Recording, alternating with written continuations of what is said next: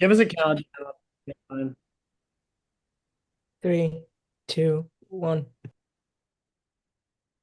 Hey guys, welcome to our presentation about the Houston Astros sign stealing scandal. This was when the Houston Astros fabricated one of the most significant cheating scandals in professional sports history when the team used illegal technology to steal pitching and base running signs from opposing teams. We're excited to present this to you today. My name is Will Fickling. I'm Megan Bartlett. I'm Anna Laws. I'm Sam Perry. I'm Austin Spa. And I'm Nick Tronca. Awesome. Let's get this rolling. So, just to present to you our table of contents, this is what we're going to be talking about today. We're going to start by going over the Houston Astros organization background. We are then going to be discussing the scandal, then the consequences of the scandal. Following that, we're going to be talking about the effects. We're going to be presenting some solutions. We're then going to highlight what our best solution is. Then we're going to wrap it all up with a conclusion. So, to give you some background on the organization, the Houston Astros, they were founded as an MLB team in 1962 as the Houston Colt 45s. However, the start of the 1964 season, that was when NASA, which is located in Houston, began seriously working on space launches and their rocket ships. And so, to be able to honor that city's tradition, they changed their name to the Houston Astros. And in the process, they've revolutionized baseball in the building of their stadium. They built the first indoor dome, known as the Astrodome. And they then created the first artificial turf, known as AstroTurf, which is a very common term to be able to refer to just artificial grass, even still used today. So the Astros are significant in terms of revolutionizing baseball. However, they are less significant in the history of their on the field play. They have had some years where they have found success, particularly in the 90s and early 2000s with players such as Jeff Bagwell. However, there's a reason why the first player inducted into the MLB Hall of Fame from the Astros did not come until 2015, and why even today they only have three in total. This is coming from MLB.com's our history. And just to give you a little bit of background into what the Houston Astros organization looked like leading up into the scandal took place in 2017, which Anna will be talking about a little bit more. But the years leading up to 2017 and 2010 through 2016, the Astros missed the playoffs 5 of those 6 years. And for 3 of those consecutive years, they finished with the worst record in baseball. So when the offseason 2016 came around and the Astros were presented with some technology and some schemes to be able to allow themselves to propel themselves in the world of baseball to potentially clinch their first World Series, it ended up proving to be a little bit more of an opportunity than they just felt like they had to take. So I'm going to pass it off to Anna, who's going to be talking about the scandal.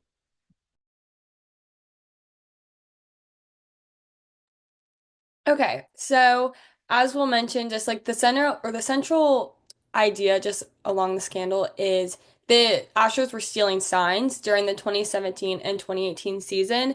No one really knew about this despite heavy suspicions until the pitcher Mike Fiers exposed the team in 2019, and Megan's going to elaborate a lot more on this in the coming slides. And to steal the signs, the Astros were using a program called Codebreaker, and this program was created by one of the team's interns at the time. His name was Derek Vigoa, and he presented this to the general manager, Jeff Luno, and they were using just like electronic devices to steal the other team's pitching signs. And they would do this. Well, it's important to mention that the MLB does allow traditional sign stealing, whether that's just the team just deciphering just the hand signals. But as Prentice mentions in his case study, he's a professor at the University of Texas. He says that you are not allowed to steal any signs with any sort of electronic devices and any means related to that. So we can go on to the next slide.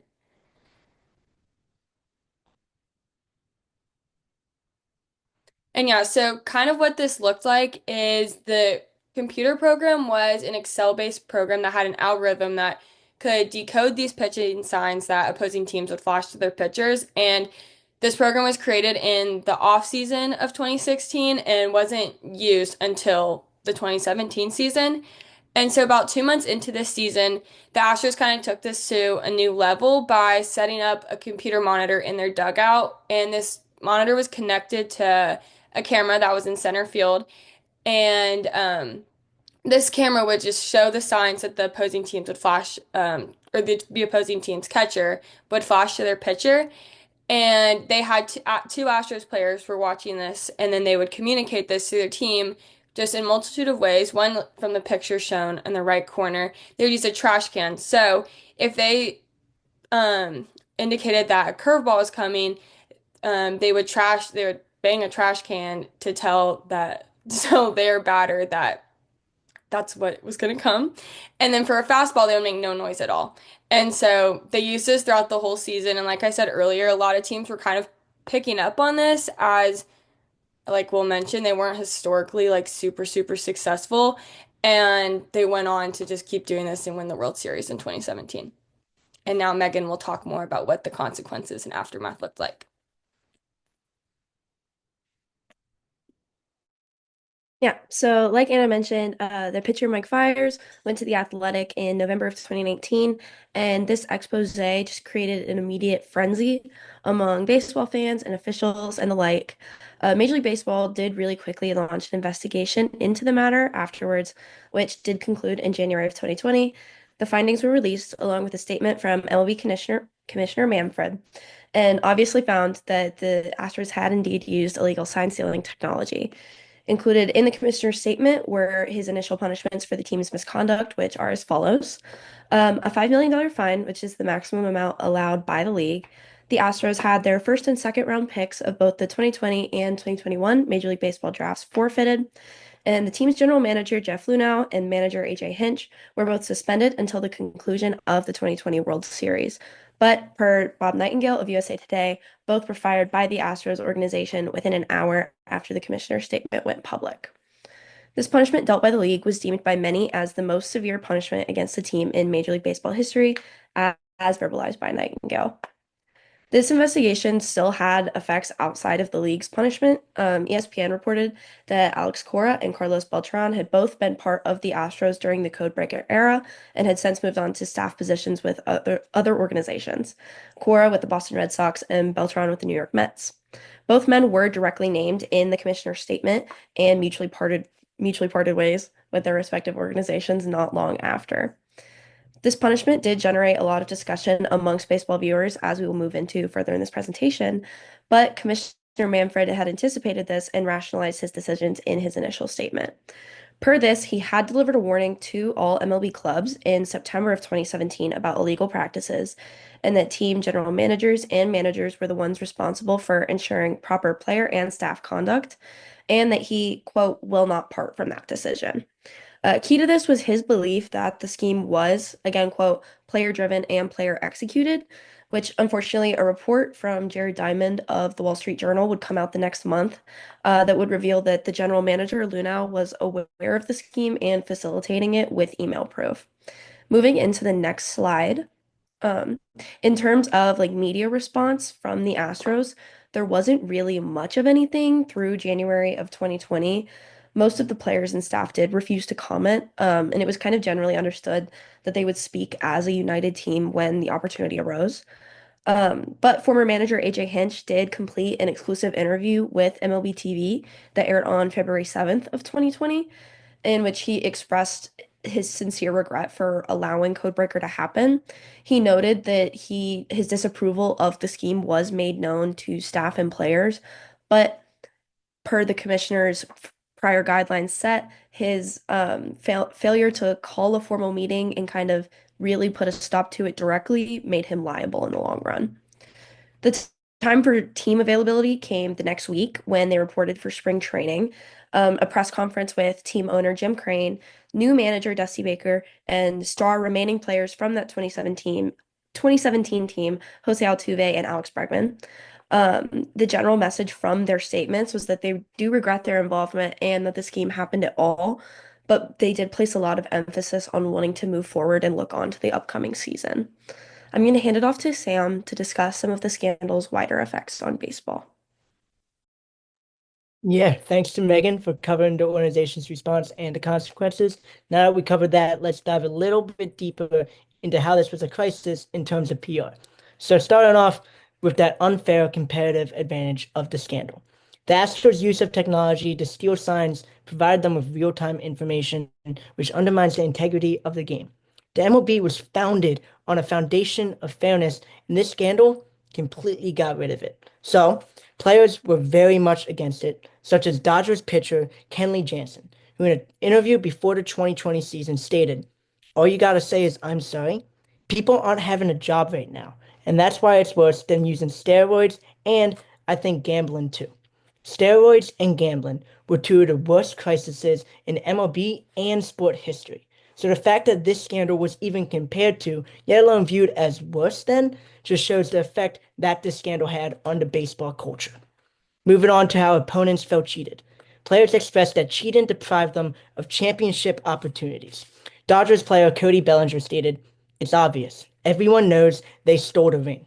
CC Sabathia, a pitcher for the Yankees, agreed, arguing that they took a chance of a career-defining moment of a title in his twilight stage of his career. However, this was more than just an attack on people's careers and wins and stats. It was an attack on livelihood. Take example, Mike Belsinger, a pitcher who sued the Astros because due to a bad outing during the 2019 season, due to okay, we're gonna do my slide again later. But let me just start over so we can go back into it. Okay, sorry, y'all. All right, thank you to Megan for talking about the consequences and the organization's response. Now that we talked a little bit about that, let's dive a little bit deeper into the PR crisis that this brought onto the organization. Starting off with the unfair competitive advantage. The Astros' use of technology to steal signs provided them with real-time information, which undermined the integrity of the game. The MLB was founded on a foundation of fairness, and this scandal completely got rid of this. Yeah, it made sense for legally the players to not have to be punished, but in a PR sense, that gives the image that you cared more about the brand management than serving justice, which made a lot of players, fans, and just general members of the baseball community very angry. Moving on to how opponents felt cheated. Players expressed that cheating deprived them of championships opportunities. Dodgers player Cody Bellinger stated, "It's obvious. Everyone knows that they stole the ring." Yankees pitcher CC Sabathia agreed, arguing that they took a chance of a title away from him in the twilight stages of his career. However, this was more than just stats and wins. This is viewed as an attack on livelihoods. Take, for example, journeyman pitcher Mike Bolsinger, who sued the Astros because he argued that in a bad outing against the Astros during the scandal, he played bad and then they cut him. Because of the cheating, which he had no part in, it caused his career to be ruined. So now you go further than just rings and stats. You're taking away people's livelihoods. And when you have that, that's a crisis, which is exactly what ethicist Mark T. Williams stated in a report in 2020, stating that the scandal was beyond the pale. This wasn't just some coincidence that happened. It was an organized strategy that led directly to a championship. This was approved by many members of the organization. And when that happens, you have more than just a scandal, you have a brand crisis, which is exactly what Doug Glanville said in a New York Times report, stating this is an existential crisis for baseball. And yeah, that may seem like a stretch, but really, it's reality. And a lot of players agreed. In fact, Dodgers pitcher Kenley Jansen stated in an interview in 2020 that this scandal was worse than both the steroid scandal and the gambling scandal, two of the worst crises in MLB history. So the fact that this was even compared to, yet alone viewed as worse than, just shows how big of a problem it was. And ultimately, that caused fans to grow cynical, which is one of the worst things that you can see in a situation like this, which we will dive further into on the next slide. So yeah, talking about loss of trust, let's start with how public confidence was shattered. Fans of every team felt betrayed by the scandal. Yeah, you had fans of the Dodgers and the Yankees who felt that they were immediately impacted, but it went a lot further than that. Like I said earlier, this game was built on a foundation of fairness, and when you take that away, no one's going to be happy. And the fact that there was pretty much no accountability outside of punishments that Megan mentioned. That made fans even more betrayed, causing even more anger, which ultimately led to the credibility of the championship being diminished. Many times when people talk about the Houston Astros 2017 championship, there's a little asterisk next to that title because despite it being proved that they cheated, the title still remained. Like I said earlier, this wasn't just some coincidence. The cheating directly led to the title. So a lot of fans, members of the community, and players viewed this as wrong, which then led the credibility to be diminished. And finally, this ultimately led to widespread cynicism, which once again, that's one of the worst things that you can have in a situation like this. Fans began to take control of the narrative. You had fans coming into stadiums booing the Astros. They brought trash cans into the stadiums. You even had youth leagues in California that were banning the word Astros on jerseys to distance themselves from the scandal. And when a situation like that happens, you don't just have a crisis on your hand, you have an existential moment where your brand, it's over. You have no control over what's happening in your organization, which that's because the fans took control. And that's the worst thing that you want to see. So when you have a situation like that, you need a better solution, which I'm going to hand off to Nick to talk about. Yeah, so jumping into the first proposed solution, it was a pretty obvious one to have harsher player punishments. So the MLB official report of the investigation said that the scandal was mainly planned and carried out by the players. But like we said, Manfred gave full immunity to those players in exchange for their cooperation. And then this caused backlash from players and everybody involved in baseball because they felt they faced no real consequence for cheating at all. So our group believed that MLB should impose meaningful punishments to the players, like suspensions, fines, or even stripping players of awards they earned during the season, like All-Star appearances or the MVP. And as stated by Adam Wells, this scheme directly affected the outcome of games and legitimacy of a championship season. So letting the players off easy contradicted how the league has previously punished players in the past for the gambling and steroid era, like Sam mentioned.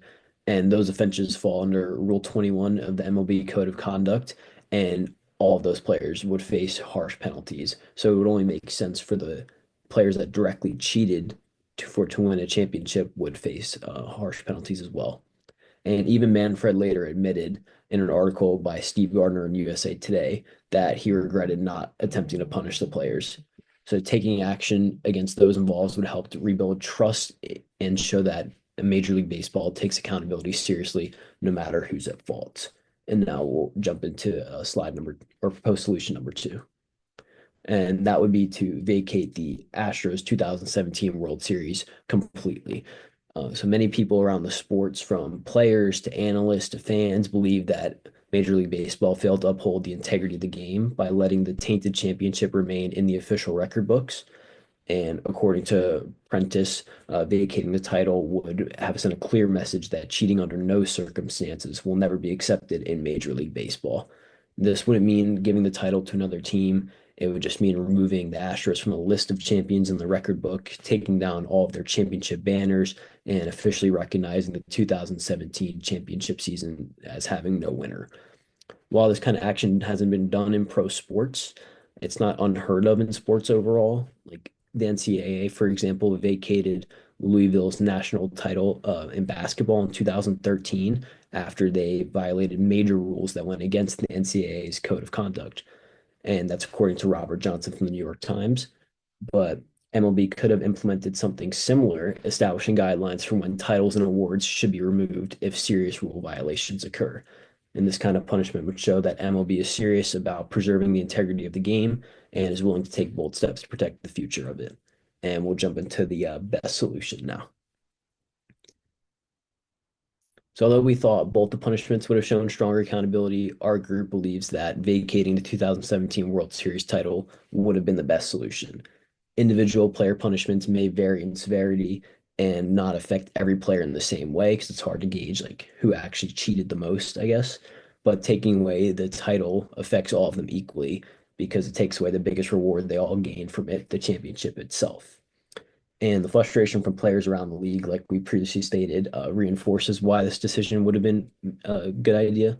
Yankees outfielder Aaron Judge, who lost the 2017 MVP race to Altuve, said, and I quote, I just don't think it holds any value. You cheated and you didn't earn it. And this quote reflects how cheated many players felt throughout the league. And like Sam mentioned, some careers were even ruined by this scandal.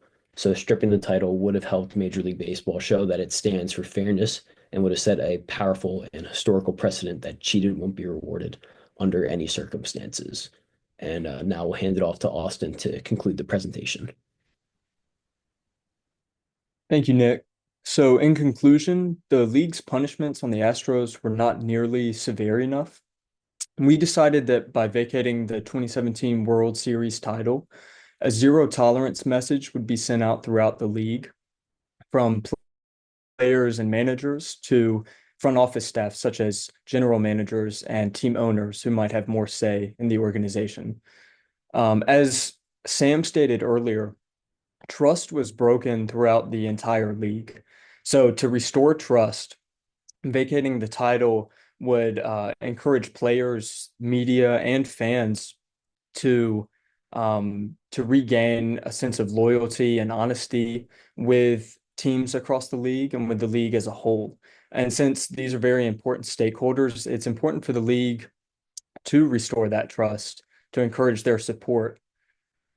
Vacating the title also does not recognize cheating as winning. It sends a message, as Nick stated, a very no-nonsense policy when it comes to cheating, and that it won't be tolerated, it will be condemned, and it will certainly not be rewarded by giving a World Series title to the team that broke the rules.